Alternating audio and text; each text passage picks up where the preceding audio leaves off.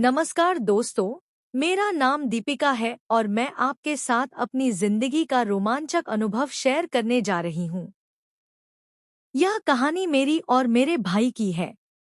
यह उन दिनों की बात है जब मैं 17 साल की थी और मेरे भाई तकरीबन 22 साल का आई सतीनीस तक 22 साल के थे।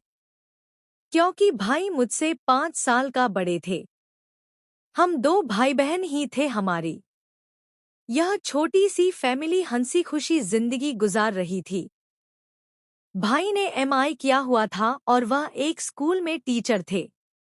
इसलिए मम्मी ने मुझे कहा कि अपने भाई के पास ही बैठकर पढ़ लिया करो। तेरा भाई टीचर है और इससे बेहतर आपको कोई नहीं पढ़ा सकता।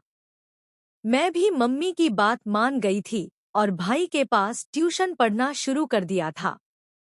मैं सुबह 90 जी सम बजे कॉलेज जाती थी और तकरीबन 2 से बजे कॉलेज से वापस आकर 1 से 2 घंटे सो जाती थी और भाई भी उसी वक्त स्कूल से वापस आ जाते थे और वह मुझे ट्यूशन पढ़ाने बैठ जाते थे।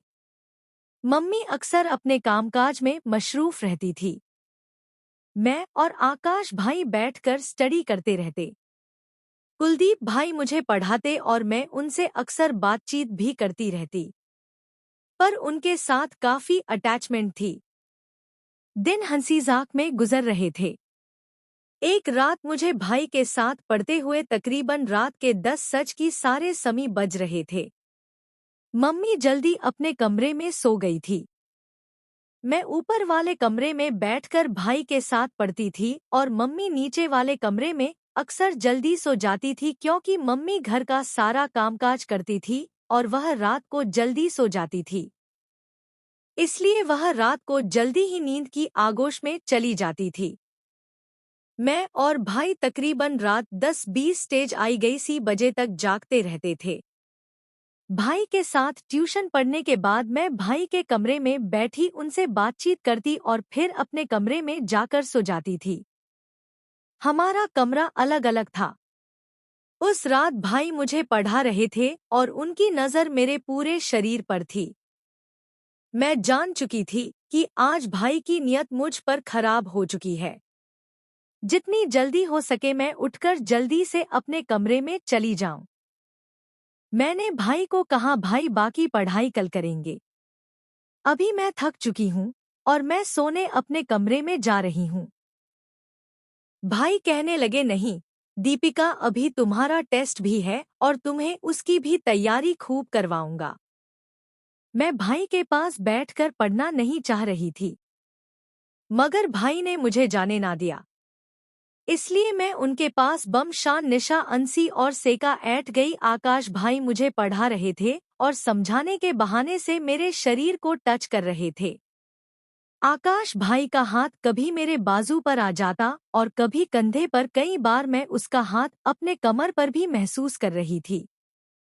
मुझे अजीब सा महसूस हो रहा था मगर मैं उठकर भी नहीं जा सकती थी कि भाई ने कहा था मैं तुम्हें टेस्ट की तैयारी करवाऊंगा, इसलिए तुम्हें आज जल्दी नहीं सोना। मैं भाई के कमरे में ही बैठी हुई थी। अचानक लाइट बंद हो गई। मैं डरकर भाई के गले से लिपट गई। भाई को भी जैसे मौके की तलाश थी। उन्होंने मुझे गले से लगाया और अपने सीने से दबा लिया। हमारी हालत इस तरह थी कि मेरे सामने वाले पहाड़ भाई के सीने से टच हो रहे थे और मैं भी कुछ सुकून महसूस कर रही थी। मेरी नियत भी भाई के साथ बदल चुकी थी। अब मैं भी चाहती थी कि भाई मेरे साथ वह सब कुछ करें जो एक मर्द औरत के साथ करना चाहता है। फिलहाल मेरे लिए यह बात गलत थी क्योंकि वह मेरे सगे भाई थे और मैं उनके साथ कुछ भी करना नहीं चाहती थी। मगर जब घी आग के पास पड़ा हो तो वह पिघल ही जाता है। मैं भी पागल हो चुकी थी और भाई के साथ वह सब कुछ करना चाहती थी। लाइट तकरीबन 1 घंटे तक बंद रही।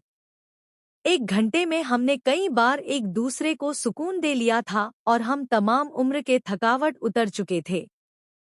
भाई मेरे साथ सब हदें पार कर चुके थे और मुझे उस बात की शर्मिंदगी भी थी। वह मेरे सगे भाई थे और मैंने जो उनके साथ किया बहुत गलत किया। मुझे यह नहीं करना चाहिए था क्योंकि भाई बहन का रिश्ता बहुत पवित्र होता है। मगर नादानी में यह सब कुछ हो चुका था और मैं भाई से बहुत शर्मिंदा थी और भाई भी मुझसे शर्मिंदा थे।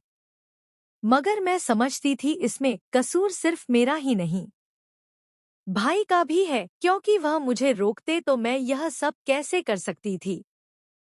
आज इस बात को 6 साल गुजर चुके हैं। मेरी शादी हो चुकी है। मगर आज भी जब मैं भाई के साथ मिलती हूँ तो मुझे उस बात की बहुत शर्मिंदगी की होती है कि मैंने अपने सगे भाई से वह रिश्ता बनाया जो मुझे अपने पति के साथ बनाना चाहिए। जो कुछ भी हुआ था वह बहुत गलत हुआ था। मगर इंसान अपनी ख्वाहिश के हाथों गुलाम बन जाता है और ना चाहते हुए भी वह सब कुछ कर जाता है जो उसे करना नहीं चाहिए।